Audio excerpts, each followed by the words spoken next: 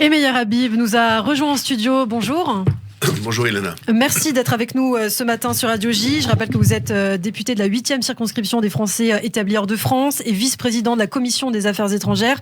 Alors on va aborder plusieurs sujets, mais d'abord ce qui fait la une de l'actualité en France. Vous vous en êtes indigné, bien sûr, c'est la découverte de ce rappeur aux chansons violemment antisémites, un dénommé Freeze Corleone. Vous l'avez dénoncé justement mardi à l'Assemblée nationale. Pour vous, il y a une partie de la France, de nos dirigeants politiques qui n'ont pas pris, qui ne prennent pas aujourd'hui la mesure de cet antisémitisme, à l'image, j'imagine, vous allez le dire, de Roselyne Bachelot.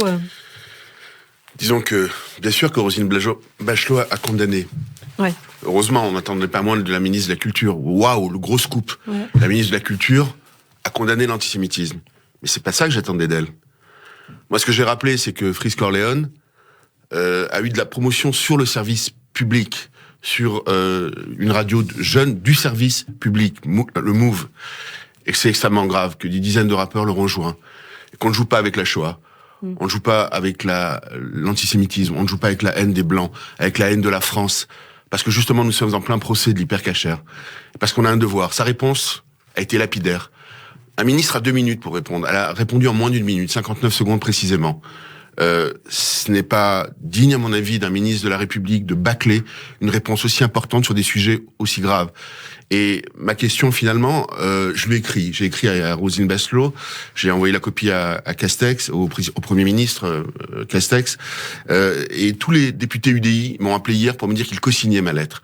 Mon indignation, parce que un rappeur qui a une influence si importante sur des jeunes, ne peut pas être diffusé sur le service public payé avec les impôts du contribuable. Ouais. C'est une honte pour la France et c'est une gifle à la mémoire de toutes ces victimes qui sont mortes du terrorisme islamique et du terrorisme tout court en France. La haine des Juifs est devenue un code culturel, c'est ce que vous avez déclaré également à l'Assemblée nationale. L'antisémitisme se banalise dans notre pays, dites-vous, dans les territoires perdus de la République. Pour vous, qui sont justement les responsables de cette situation, s'il y a bien des responsables ? Je ne sais pas si jamais qui sont les responsables. La situation, elle est qu'aujourd'hui, certains instrumentalisent la liberté de la presse pour déverser leur haine. Et la haine de la France démarre toujours par la haine des Juifs. Aujourd'hui, il existe des territoires perdus de la République. Vous allez aujourd'hui dans ce qu'on appelle le 9-3. Ouais. Il n'y a quasiment plus de Juifs. Jean-Christophe Lagarde, le président de l'UDI, qui est député de Drancy, me disait qu'aujourd'hui, il n'y a plus un seul école juive dans sa ville et quasiment dans le département. Je suis pas inquiet que pour les Juifs, je suis inquiet pour la France. Je suis député français. Lorsque un Juif ne peut plus vivre dans une partie de la République, c'est grave pour les Juifs, mais c'est surtout grave pour la France, parce que tout simplement l'antisémitisme tue. Parce qu'il a tué à Toulouse. Et c'est vrai qu'à l'époque, il n'y a pas eu que 3 millions de personnes dans la rue. Il a tué à l'hypercachère, il a tué Rémi Ericknol, il a tué Sarah Halimi.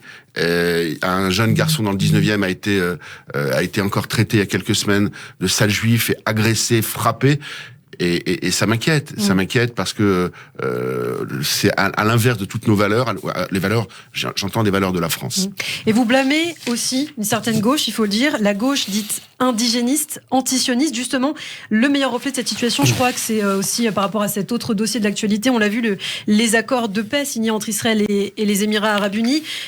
Aujourd'hui, cette signature n'a pas fait l'unanimité puisqu'une pétition a été lancée par plusieurs députés français. Vous vous en indignez aujourd'hui ? Alors là, vous touchez dans le mille. Imaginez-vous incroyable. On a vu des images, enfin, en tout cas, pour certains, nous ont fait couler quelques larmes. Ouais. Le Premier ministre Benjamin Netanyahou, aux côtés de dirigeants arabes, en kéfia, en train de signer un accord de paix, la paix contre la paix, et une vraie paix, pas une paix froide comme, hélas, avec l'Égypte ou la Jordanie, où il n'y a pas vraiment d'échange. Là, les Israéliens sont pressés d'aller dans les Émirats arabes. Les Bahreïn sont pressés de venir en Israël. C'est extraordinaire. C'est la paix. Et quoi ? Chez nous, à l'Assemblée nationale, il y a une 50aine de députés qui se mobilisent, et j'ai vu les pétitions signées. Alors, il y en a eu 50, tous de gauche, mais 20 de la majorité, quand même, de l'AREM, qui signent, une vingtaine de l'AREM, qui signent une tribune contre les accords de paix. J'ai honte. J'ai honte. Comment peut-on être contre des accords de paix alors que c'est des accords qu'on attend depuis 75 ans, depuis toujours, qui vont dans le bon sens, qui ne sont qu'un début. J'espère que des grands pays, peut-être même le Maroc, qui est cher à beaucoup, va peut-être signer, mais en tout cas, l'Arabie Saoudite, et d'autres pays encore qui vont signer. Ce sont ces députés qui attisent la haine, selon vous? Je ne sais pas s'ils attisent la haine d'Israël, ils l'ont ancrée en eux au plus profond d'eux-mêmes. Cette extrême gauche, lorsque le président du Jean-Luc Mélenchon parle après la victoire de Johnson de responsabilité du grand rabbin, de l'État d'Israël et en bref des Juifs, c'est grave. Si ça c'est pas de l'antisémitisme, c'est quoi l'antisémitisme? Qu'on m'explique ce que c'est. Et aujourd'hui, c'est quoi le nouvel antisémitisme? C'est la haine d'Israël. Parce qu'on n'est plus antisémite comme avant. Aujourd'hui, on masque son antisémitisme par de l'antisionisme, c'est-à-dire de la haine d'Israël, ce minuscule pays qui serait responsable de tous les malheurs de l'humanité. Et eux, c'est leur obsession. Ils n'ont une seule chose responsable de tout ce qui se passe au monde, un mot. Vous savez, c'est quoi? La colonisation. Un juif ne sera jamais un colon, ni en Judée, ni en Samarie, ni à Jérusalem. Après, il y a des négociations, il y a des accords. Et je suis très heureux. Je regrette d'ailleurs des déclarations du président de la République par rapport à ces accords de paix qui sont des accords magnifiques, qui vont dans le bon sens. Je crains, hélas, que les notes du Quai d'Orsay ont forcément une influence auprès de tous. Mais le train part. Hélas, il risque de passer sans nous, Français. Je rêve que nous poussions les Palestiniens à s'asseoir autour d'une table pour signer de vrais accords de paix et pour mettre fin à un conflit qui n'a que trop duré. Et ce conflit est en train de se terminer, en tout cas avec beaucoup de pays arabes. On peut que le souligner, on peut qu'en être heureux. Et je regrette que cette extrême gauche obsessionnel de haine contre l'État d'Israël continue à se mobiliser. Alors un autre sujet que nous souhaitions aborder aussi, Meir Habib, c'est bien sûr le procès des attentats djihadistes de janvier 2015 avec ce scandale qui avait éclaté, je crois, il y a quelques jours concernant une audience qui aurait lieu le jour de Kippour. Finalement, ce n'est pas le cas, ça a été reporté. Ça a été reporté. Alors, vous me l'apprenez, parce que j'ai écrit... ça a été reporté. Normalement, les audiences ont eu lieu cette semaine, et lundi, il ne devrait pas y avoir d'audience là, c'est parfait, parce que j'ai écrit, pour rien vous cacher, vous m'apprenez la nouvelle en live. Je n'étais pas à Paris hier, j'ai écrit au garde des Sceaux, qui m'a longuement répondu, Éric Dupond-Moretti, en m'expliquant que ça n'était le ressort que du président du tribunal. J'ai écrit hier au président du tribunal, en lui expliquant que bien sûr que nous sommes dans la laïcité. Je comprends que la laïcité est la valeur suprême de la République, mais les victimes de l'hyper-cacher ont été tuées parce qu'elles étaient juives, parce qu'elles faisaient leurs courses dans un magasin cacher pour faire leurs courses pour le jour du Shabbat. Et ne serait-ce que par rapport à la mémoire de leurs victimes, mais aussi pour que les avocats puissent être présents. Alors c'est vrai que ce n'était pas l'audition des parties civiles, mais le procès devait avoir lieu. Et vous m'apprenez que le procès a été reporté. Normalement, c'est les auditions des enquêteurs. Moi j'ai demandé à ce qu'on décale toutes les auditions, par respect de la mémoire des victimes qui sont mortes parce qu'elles étaient juives, par rapport à leur foi, par rapport au Shabbat, par rapport au kasher, qui ont fait que le peuple juif a pu rester juif pendant ces 2000 ans. On peut être religieux, pas religieux, pratiquer.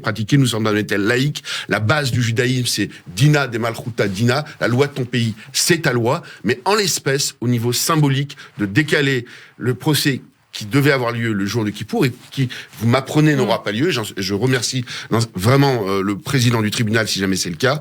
C'est je crois, un symbole important.